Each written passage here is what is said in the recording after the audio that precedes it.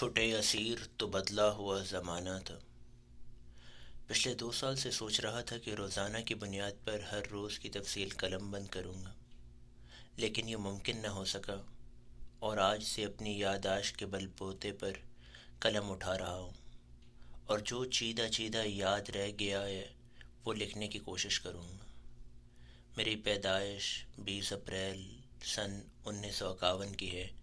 میں میں امریکہ میں جس کلینک یا ہسپتال اپنا معائنہ کروانے جاتا ہوں تو سب سے پہلے اپنی تاریخ پیدائش بتانی پڑتی ہے، اور اس میں مہینے کا عدد پہلے اور تاریخ پیدائش کا عدد بعد میں بتاتے ہیں، اور میں اس مشق میں بے حد طاق ہو گیا ہوں۔ میں سوتے میں بھی اپریل 20 1951 پکار اٹھتا ہوں، یا 4/20 1951، اور یاد رکھنے کی خاطر میں نے اسے 420 × 1951 بنا لیا ہے، تاکہ کبھی اس کو بھول نہ جاؤں۔ ایک اور وجہ سے بھی مجھے میری سالگرہ کی تاریخ نہیں بھولتی کہ سن 2021 کا یہی 420 کا دن تھا کہ میں کووڈ کی بیماری کی وجہ سے دنیا و مافیا سے بے نیاز ہو گیا۔ اس دن میں مکمل بے ہوشی میں چلا گیا، اور بغیر کسی تکلیف اور پریشانی کے میں اس جہان فانی سے کوچ کرنے کے مرحلے میں تھا کہ چند دن کے بعد اذن الہی سے اسی دنیا فانی میں میری واپسی ہو گئی۔ شاید مجھے واپس اس لیے بھیجا گیا کہ اپنی آخرت کو توبہ استغفار سے درست کر کے آؤں، کیونکہ میرے ہاتھ پلے کچھ نہیں تھا بجز رحمت خداوندی کی موہوم سی امید کے۔ 20 اپریل 2021 نے میری زندگی کو یکسر 2 زندگیوں میں تبدیل کر دیا۔ ایک 70 سالہ ناکام و نامراد زندگی، جس میں اپنی آخرت کے لیے کچھ اہتمام بھی نہ کر سکا، اور یوں مجھے ایک اضافی مہلت دی گئی کہ جاؤ توبہ کرو، گڑ گڑاؤ، آہوزاری کرو۔ شاید کہ اس اضافی مہلت میں تمہاری توبہ استغفار قبول کر لی جائے۔ اس غیبی مدد کے لیے میں اللہ تعالیٰ کا بے حد شکر گزار ہوں۔ اللہم لک الحمد و لک الشکر۔ جب میں اس بیماری سے روبہ صحت ہوا تو مجھے معلوم ہوا کہ اب مجھے آکسیجن پہلے کی طرح فراوانی سے میسر نہیں ہوگی۔ اس کی لگاتار فراہمی کے لیے میرے گھر والوں کو میری خاطر دوڑ دھوپ کرنا پڑے گی۔ ڈاکٹروں نے سی ٹی اسکین کر کے بتایا کہ میرے پھیپھڑوں کو بہت زیادہ نقصان پہنچا ہے، اور یہ نقصان ناقابل تلافی ہے۔ ان کا ٹھیک ہونا ناممکن ہے۔ جتنے پھیپھڑے بچے ہیں ان کے سہارے باقی ماندہ زندگی گزارنا ہوگی۔ ہر گزرتے دن کے ساتھ صحت خراب ہی ہوگی، ٹھیک ہونے کی قطعاً کوئی گنجائش نہیں ہے۔ گھر میں میرے لیے آکسیجن بنانے والی مشین اور آکسیجن کے بڑے بڑے سلنڈروں کا انتظام کر دیا گیا۔ خوشی کی بات یہ تھی کہ میں مصنوعی آکسیجن کے ساتھ چل پھر سکتا تھا، اور میرا یہ چلنا پھرنا میرے لیے ایک بہت بڑی نعمت ثابت ہوا۔ بعد میں اسی کی بدولت میں بے شمار پارکوں کی سیر سے لطف اندوز ہوا۔ بیماری کے دوران اہلیہ، عمر بیٹے اور عظیم بیٹے اور گھر میں موجود ہر فرد نے میری بے انتہا خدمت کی۔ میری ایک آواز پر کوئی نہ کوئی موجود ہوتا اور میری ہر ضرورت فوری طور پر پوری کر دی جاتی۔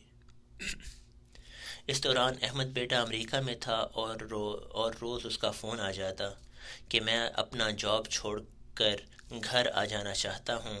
اسے بڑی مشکل سے کنونس کیا کہ ابھی بہت سارے لوگ گھر پر موجود ہیں، آپ کو فی الحال یہاں ضرورت نہیں ہے، آپ اپنا کام جاری رکھیں، خدا کا شکر ہے کہ اس نے ہماری بات مان لی۔ بہرحال فون پر اس کے ساتھ روزانہ رابطے میں رہے، تب اسے کچھ سکون آیا۔ بیماری سے حواس بحال ہوئے تو معلوم ہوا کہ میرا سٹیٹس تبدیل ہو چکا ہے۔ اب میں ڈاکٹر صاحب نہیں بلکہ ایک مریض ہوں، اور اسی مرض میں مبتلا ہو گیا ہوں جس کے مریضوں کی حالت کو دیکھ کر ہی ایک عام انسان کا دل خراب ہونے لگتا ہے۔ جیسے آپ کو اگر کبھی دمے کے مریض کو دیکھنے کا اتفاق ہوا ہو کہ کس طرح بیچارے کو ہر سانس لینے میں کتنی تکلیف اور اذیت ہو رہی ہوتی ہے، جب کبھی میں سانس لینے میں دقت محسوس کرنے والے مریض دیکھتا تو دعا گو ہوتا کہ اللہ تعالیٰ مجھے اس قسم کی تکلیف سے محفوظ رکھے۔ لیکن جب سعید بھائی کو کینسر کے مرض میں مبتلا دیکھا اور جس بے پناہ درد اور تکلیف کا انہیں سامنا کرتے دیکھا تو کسی بھی بیماری کو معمولی اور عام نہ سمجھا۔ بس یہی خدائی معاملات ہیں، انہیں خدا ہی بہتر جانتا ہے۔ شاعر نے کیا خوب کہا ہے، خدائی اہتمام خوش قدر ہے، خداوندہ خدائی درد سر ہے، ولیکن بندگی استغفر اللہ، یہ درد سر نہیں درد جگر ہے۔ بستر پر لیٹا ہوا کافی بہتر حالت میں ہوتا، جو ہی کسی سے بات کرتا تو سانس تیز چلنے لگتی اور کھانسی آنے لگتی، اور کسی عزیز سے فون پر بھی اچھی طرح بات نہ کر پاتا، اور کھانسی کے ساتھ بلغم بہت زیادہ خارج ہوتی، اور نہانے اور باتھ روم جانے پر تو بہت زیادہ آکسیجن کی کمی میں واقع ہو جاتی، اور چلنے کے لیے تو آکسیجن سلنڈر کا ساتھ ہونا لازم ٹھہرا۔ کچھ عرصے بعد احمد امریکہ سے آیا تو اپنے ساتھ ایک پورٹیبل ہینڈی آکسیجن مشین اور اس کی ایک زیادہ دیر کام کرنے والی ایڈیشنل بیٹری بھی لایا، جس سے مجھے بآسانی چلنے پھرنے کی سہولت میسر آ گئی۔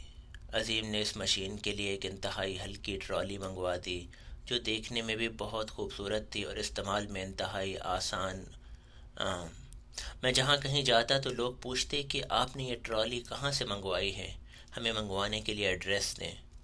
پھر احمد کے ساتھ امریکہ آنے کا پروگرام بن گیا۔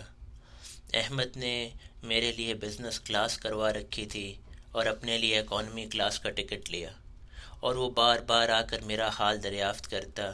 جب ایئرپورٹ پر اترے تو ویل چیئر میں بڑی احتیاط سے مختلف جگہوں سے گزارتا، اور آج مجھے پوری طرح احساس ہو رہا ہے کہ اس سے پہلے کس طرح خود ہی تیز رفتاری سے انجانے ایئرپورٹس پر بھی اکیلا اطمینان سے سفر کر لیا جا کرتا تھا، جیسے اللہ کی مرضی ہو اور جیسے وہ رکھے۔ ایک ایئرپورٹ میں سیکیورٹی میں سے گزرنے کے لیے ایک لمبی قطار لگی ہوئی تھی، اور احمد جس طرح ہر قدم اور ہر موڑ پر میری دیکھ بھال کر رہا تھا تو بے اختیار ہو کر ایک عورت کہنے لگی، بیٹا ہو تو ایسا، کس طرح مسلسل اپنے باپ کو آرام اور پیار سے لے کر جا رہا ہے اور اس کا بہت زیادہ خیال اور احساس کر رہا ہے۔ اگر وہ مسلمان ہوتی تو ماشاء اللہ ضرور کہتی۔